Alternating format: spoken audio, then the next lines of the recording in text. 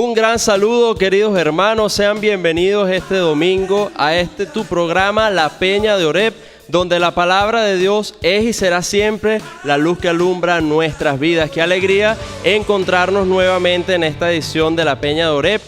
Qué alegría saber que tú nos sintonizas, porque en este encuentro nosotros podemos no solo profundizar en la palabra de Dios, sino también profundizar en el misterio de nuestra propia existencia. De verdad que es un placer servirles aquí. Mauricio Caballero de la comunidad Oreb. Nos encontramos nuevamente este domingo y seguimos unidos en esta oración y en este encuentro en donde se enriquecen nuestras vidas y se enriquece también nuestra vocación y nuestro discipulado. Yo quisiera invitarte a ti que estás en casa a que te pongas de pie y que alabemos con gozo al Señor antes de meditar en su palabra, que además este domingo es enriquecedora, que hay mucho que aprender y mucho que el Señor quiere enseñarnos a nosotros. Pero antes de eso, ponte de pie en tu casa y vamos a aprendernos esta canción. El Señor nos enseña en el Evangelio que hay que luchar contra el enemigo y contra el pecado. Y de eso vamos a conversar más tarde, y por eso este camino cristiano es una batalla en la que el Señor nos enseña a combatir con su fuerza, no solo con las nuestras. Y a esa batalla que Jesús nos llama es que nosotros nos estamos preparando. Así que vamos a ponernos de pie y vamos a cantar. Dice así: a la batalla Jesús nos llama, va con nosotros de capitán. Marchemos pues a combatir a los ejércitos de Satán. Marchemos pues a combatir a los ejércitos de Satán. Otra vez, vamos a cantar con alegría. A la batalla Jesús nos llama, va con nosotros de capitán. Marchemos pues a combatir a los ejércitos de Satán. Marchemos pues a combatir a los ejércitos de Satán. Con Jesús yo iré, ganaré la batalla. Si Jesús conmigo va, ganaré la batalla. Batalla no es batalla si no viene la prueba. Si no viene la prueba, batalla no es batalla. Esa palabra batalla, de seguro que tú la has escuchado muchas veces en tu vida o la has dicho. ¿Cuántas veces uno se le acerca a un hermano y le dice: hermano, estoy dando la batalla, estoy en una lucha interior, en una lucha contra mis hijos que están en una situación difícil, en la lucha, como decimos aquí en Venezuela, por las lochas, porque la situación económica se hace difícil? Todos estamos en una batalla, pero la batalla a la que Jesús nos invita es una batalla espiritual, una batalla contra los ejércitos de Satanás que nos tienen la guerra hecha, contra ese proyecto que el diablo tiene pensado para ti y para mí, para hacernos tremendamente infelices. En cambio, Dios, que nos ha dado su fuerza, es el que batalla con nosotros, y con las fuerzas de Jesús nosotros podemos salir más que vencedores, como dice el apóstol San Pablo. A ver, ¿cómo dice? Con Jesús yo iré, ganaré la batalla. Si Jesús conmigo va, ganaré la batalla. Batalla no es batalla si no viene la prueba. Si no viene la prueba, batalla no es batalla. Ahora mismo, Señor, ahora mismo, yo te pido que rompas mis cadenas. Ahora mismo, Señor, ahora mismo, yo te pido que rompas mis cadenas. Y tú sabes lo que estamos pidiendo aquí. ¿Tú estás consciente de lo que dice esta canción? ¿Tú quieres que el Señor rompa tus cadenas? ¿Tú de verdad quieres ser libre? ¿Tú de verdad le quieres decir: Señor, en este mismo momento, en este mismo instante, en esta transmisión, en este encuentro con tu palabra, yo quiero que rompas mis cadenas? Si tú solo estás pidiendo de todo corazón al Señor, póngase los pantalones, porque Dios va a obrar en tu vida, y la obra que va a obrar, valga la redundancia, la obra que va a realizar en tu vida es la de la liberación de tu corazón.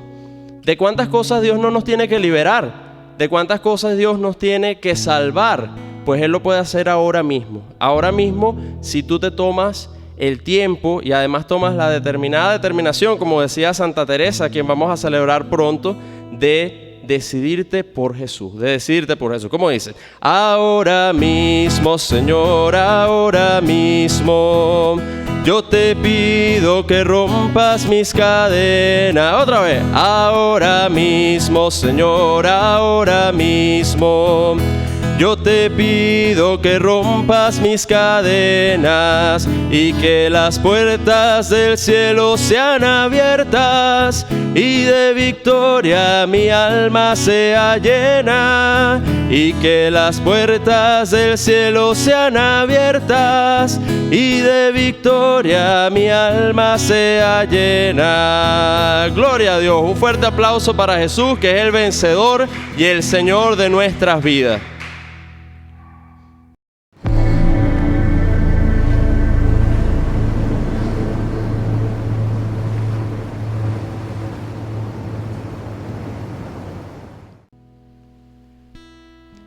Muchas veces en la vida, cuando nos encontramos en esta batalla, en esta lucha, en las dificultades que nos toca atravesar, siempre pensamos en quién quisiera uno que lo acompañase.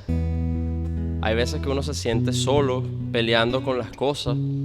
Hay veces que uno se siente desamparado, como que, qué sé yo, esperando a alguien que venga como un salvador, como un Mesías, que venga con el super consejo, que venga con la solución a la mano, rápida, efectiva, eficaz. Y lo que quizás a veces ignoramos es que esa persona existe y está y habita en medio de nosotros y en nuestra vida. Y es el Espíritu Santo de Dios. Es hermoso, uno de los títulos que le da la Iglesia precisamente es el Consolador. El Consolador, el que nos consuela en medio de nuestras luchas y en medio de nuestras dificultades.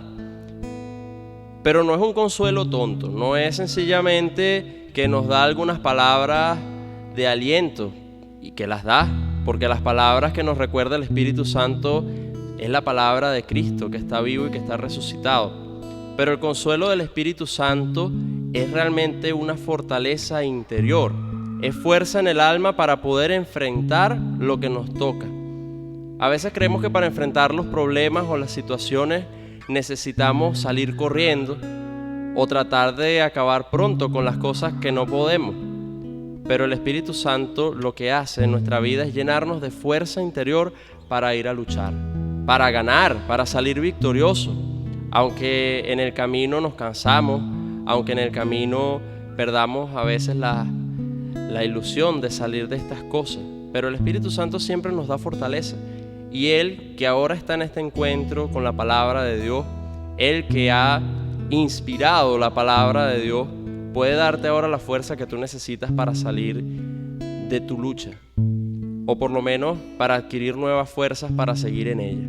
Vamos a invocar su presencia, vamos a pedirle a Él que Él nos acompañe a vivir bajo la luz de esta palabra que hoy vamos a meditar y que la Iglesia nos regala. Fluye, Espíritu Santo, fluye. Haz lo que quieras hacer. Yo me ofrezco para que me uses como quieras. Fluye, Espíritu Santo, fluye. Pídeselo. Pídele que fluya en tu hogar. Pídele que fluya en esa situación de pecado con la que luchas y luchas y no puedes. Pídele que fluya en medio de tu familia, en medio de tus amistades. Que fluya para que sane lo que tenga que sanar, para que venza lo que tenga que vencer, para que consuma aquellas cosas que quizás en tu vida deben consumirse con su fuego. Pídele, fluye Espíritu Santo, que cuando Él fluye, todo pasa, menos Dios, que siempre se queda. Fluye, Espíritu Santo, fluye. Haz lo que quieras hacer. Yo me ofrezco para que me uses como quieras. Fluye, Espíritu Santo, fluye. Espíritu Santo, amor del Padre y del Hijo, inspírame siempre lo que debo pensar, lo que debo decir, cómo debo decirlo, lo que debo callar, lo que debo escribir, cómo debo vivir, lo que debo hacer para procurar la gloria de Dios, el bien de las almas y mi propia santificación. Espíritu Santo, ilumina mi entendimiento y llena de fuerza mi voluntad. Señor Jesús, toda mi confianza, mi historia, mis heridas, mi familia, mis hermanos, aquellos que comparten la vida conmigo, todo, Señor, lo pongo delante de ti y te lo confío a ti. Amén. En este 26º domingo del tiempo ordinario, la Iglesia nos sigue presentando al evangelista San Marcos, esta vez en el capítulo 9, versículos del 38 al 43, 45 y del 47 al 48. Juan le dijo: Maestro, hemos visto a uno que expulsaba demonios en tu nombre y tratamos de impedírselo porque no es de los nuestros. Pero Jesús les dijo: No se lo impidan, porque nadie puede hacer un milagro en mi nombre y luego hablar mal de mí, y el que no está contra nosotros, está con nosotros. Les aseguro que no quedará sin recompensa el que les dé de beber un vaso de agua por el hecho de que ustedes pertenecen a Cristo. Si alguien llegara a escandalizar a uno de estos pequeños que creen en mí, sería preferible para él que le ataran al cuello una piedra de moler y lo arrojaran al mar. Si tu mano es para ti ocasión de pecado, córtala, porque más te vale entrar en la vida manco que ir con tus dos manos a la gehenna, al fuego inextinguible. Y si tu pie es para ti ocasión de pecado, córtalo, porque más te vale entrar lisiado en la vida que ser arrojado con tus dos pies a la gehenna. Y si tu ojo es para ti ocasión de pecado, arráncalo, porque más te vale entrar con un solo ojo en el reino de Dios que ser arrojado con tus dos ojos a la gehenna, donde el gusano no muere y el fuego no se apaga. Palabra del Señor. Gloria a ti, Señor Jesús.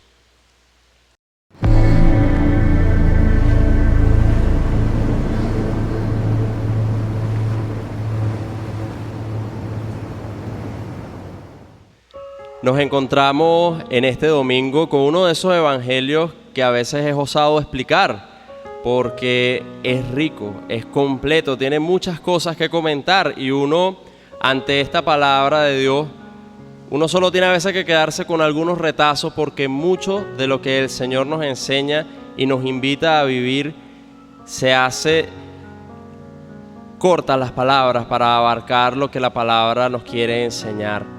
Es muy bello descubrir que Jesús continúa enseñando a sus discípulos, que Jesús es ese maestro que educa, que ha llamado a sus discípulos, que les enseña, que se preocupa porque ellos vivan el misterio del reino que Jesús ha venido a predicar. Y por eso este evangelio es continuación inmediato del anterior que escuchábamos el domingo pasado, en el que Jesús les estaba dando una lección a sus discípulos y era la de la humildad.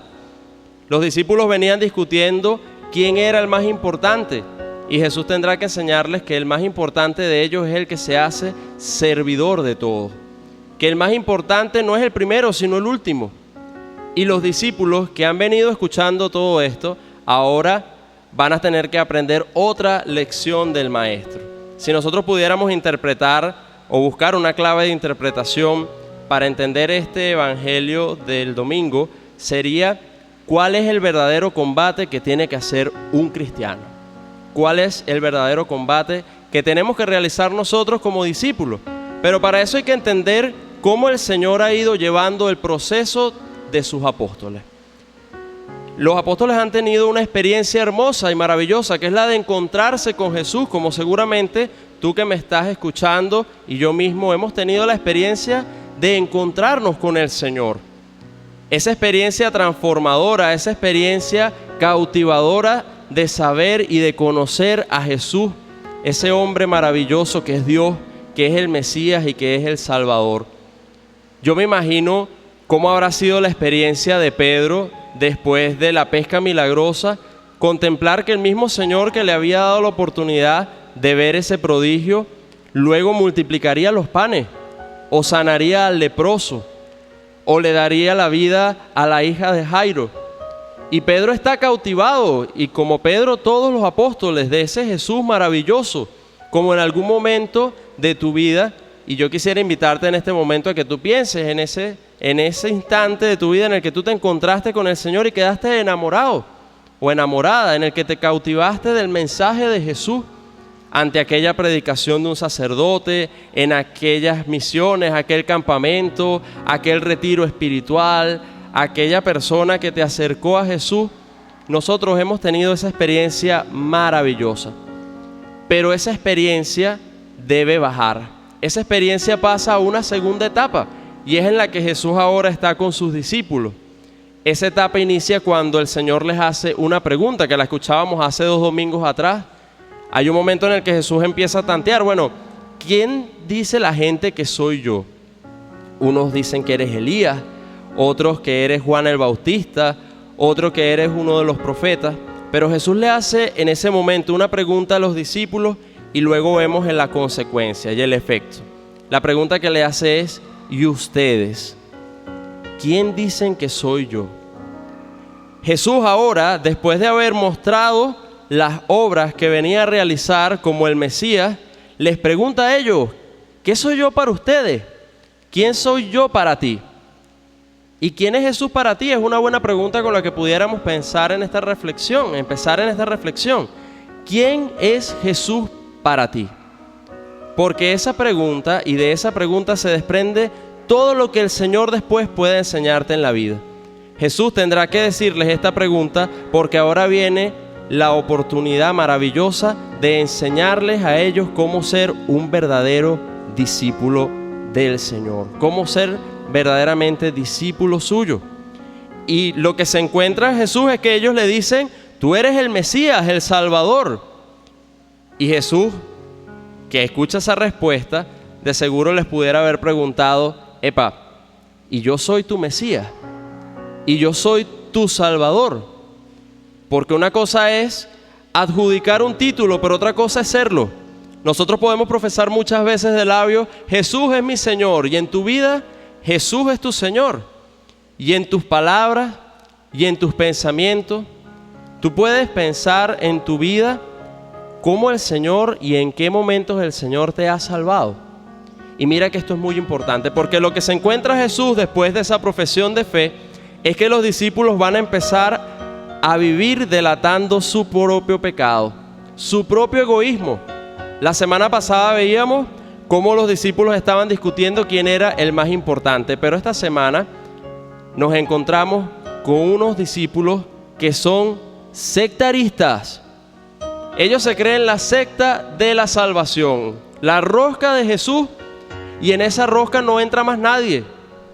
Y por eso le dicen a Jesús, esta enseñanza empieza por un conflicto. Ellos le dicen: Señor, hemos visto a unos que expulsan demonios en tu nombre y hemos tratado de impedírselo porque no son de los nuestros. ¿Cuántas veces nosotros queremos hacer que el Señor sea solo de nosotros? Y entonces nos ponemos en conflictos tontos con los demás.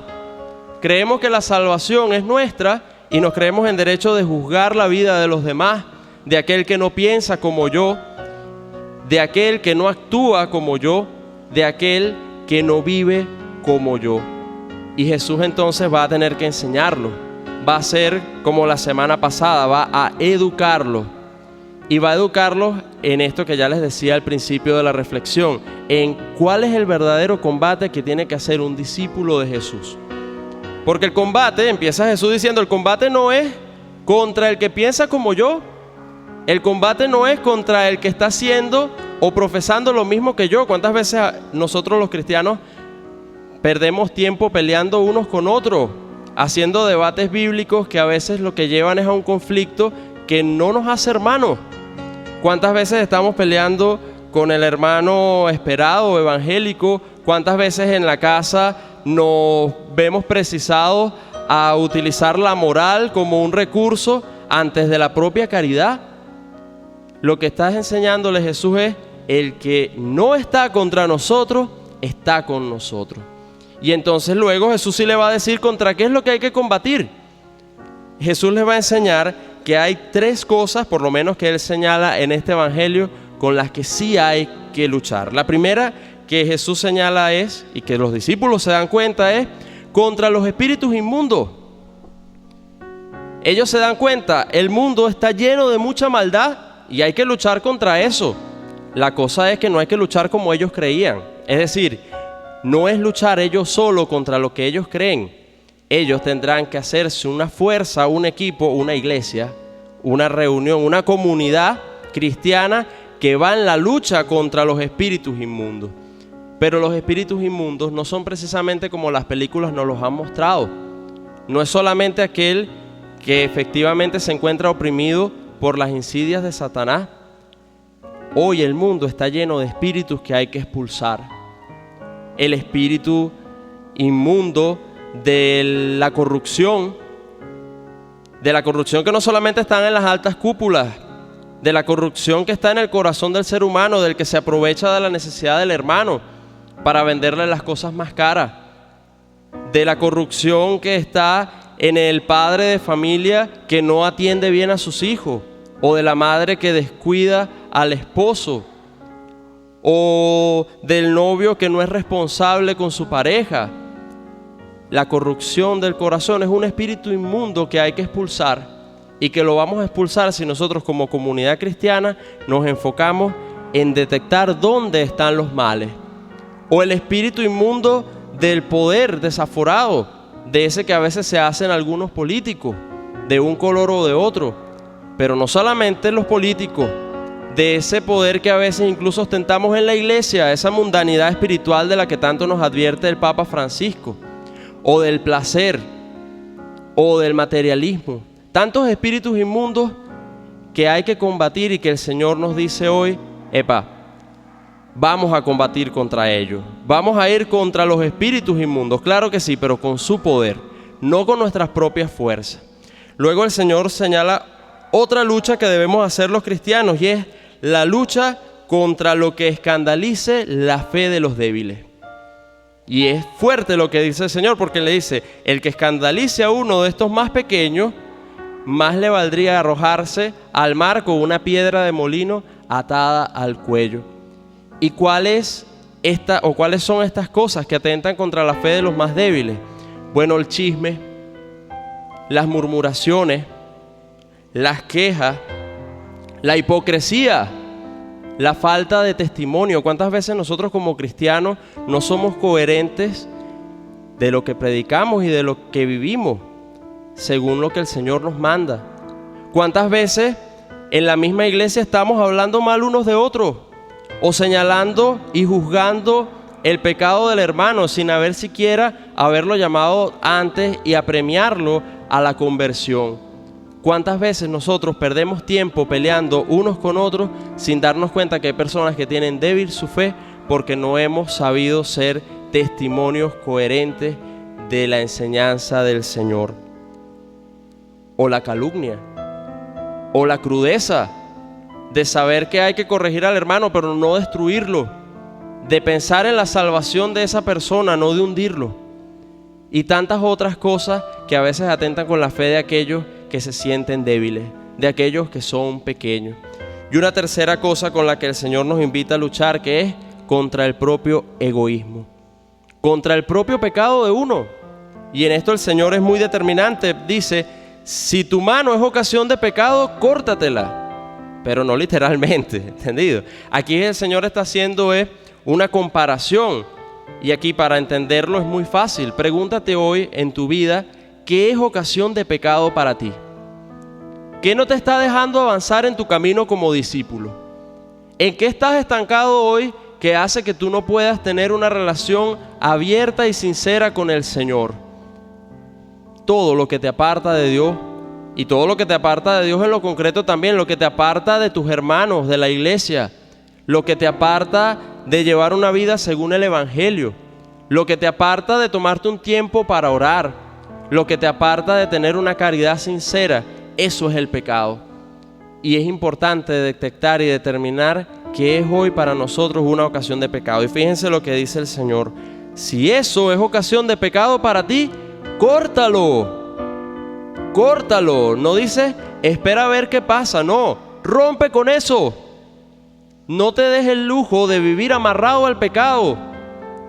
Y Dios te da la fuerza para salir de allí. Porque si no, el Señor te hubiera dicho, vamos a utilizar esta receta para salir del pecado. Pero no, el Señor dice tajantemente, córtalo, renuncia. No vivas allí anclado, porque lo que te vas a perder, es bella la traducción que hemos leído, lo que te vas a perder es la vida. La vida. Esa vida es la eternidad ciertamente, pero también una vida feliz. Porque el pecado tiene la mala facultad siempre de hacernos profundamente infelices. Y por eso el Señor nos dice, corta con eso.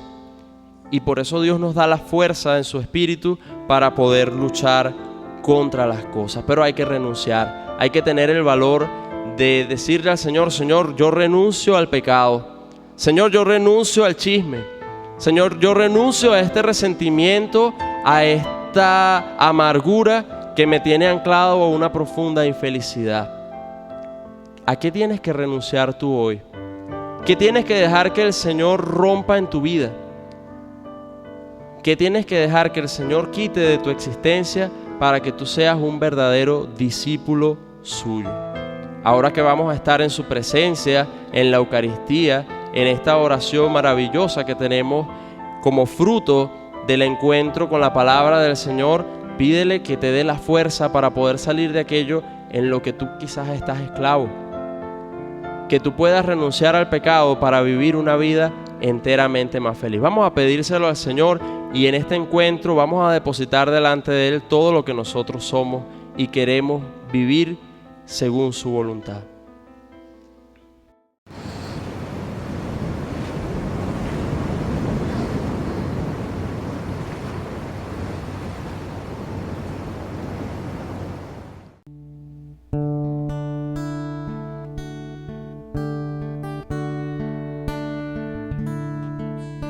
Señor, haz tu obra, Señor, haz tu obra, Señor, haz tu obra en mí, Señor. Haz tu obra, Señor, haz tu obra, Señor, haz tu obra en mí.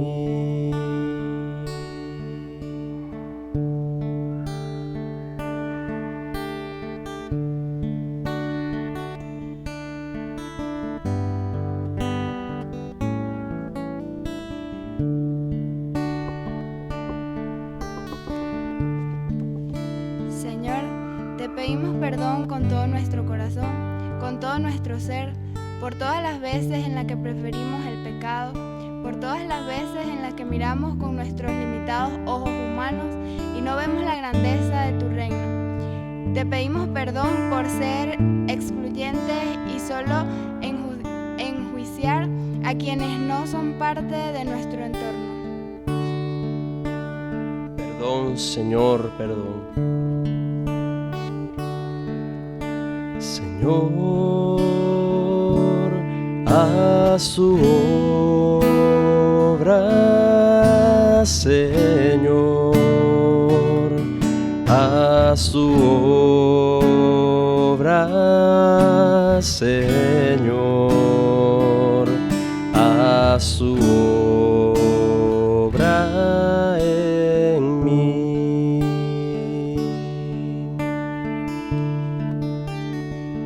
Señor, te damos gracias porque nos llenas de tu amor, nos sigues nutriendo de tu palabra para seguir construyendo tu reino, nos sigues dando fuerza para seguir luchando.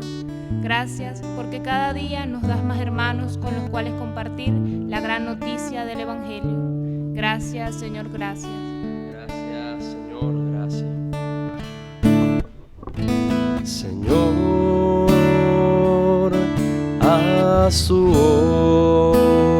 obra, Señor, a su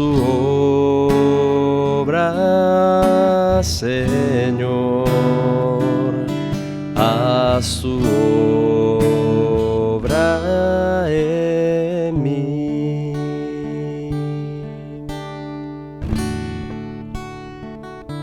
Señor, ponemos en tus manos a todos los enfermos del mundo, especialmente por aquellos que están padeciendo esta pandemia o alguna enfermedad terminal. Dales de tu fuerza, enséñales el camino para que en medio del dolor sean capaces de seguir construyendo el reino. Dales tu consuelo, tu fuerza y la sanación del alma y cuerpo. Roguemos al Señor. Te lo pedimos, Señor.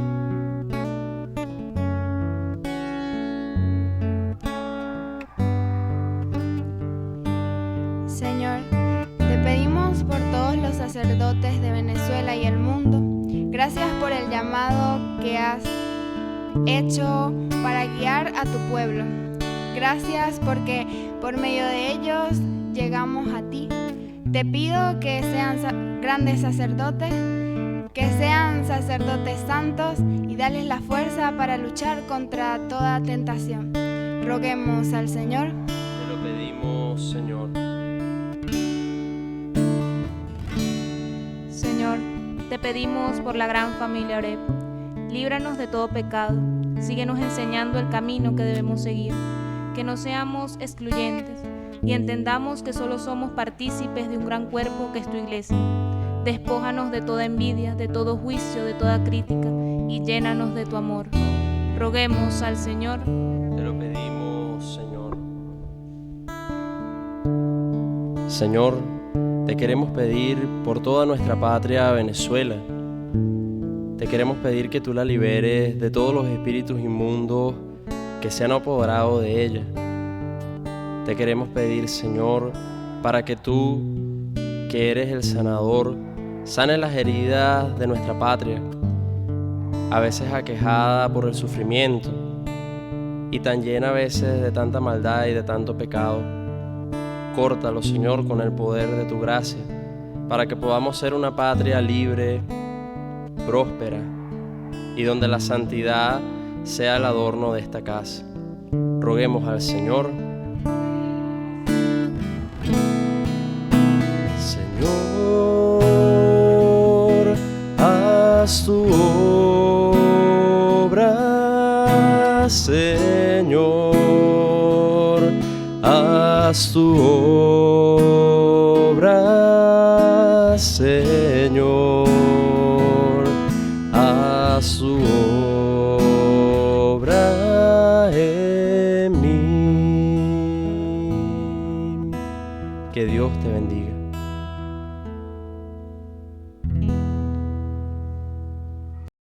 Síguenos en nuestras redes. Para Instagram y YouTube, Oreb Comunidad CJ. Y en Twitter, Oreb CCJ.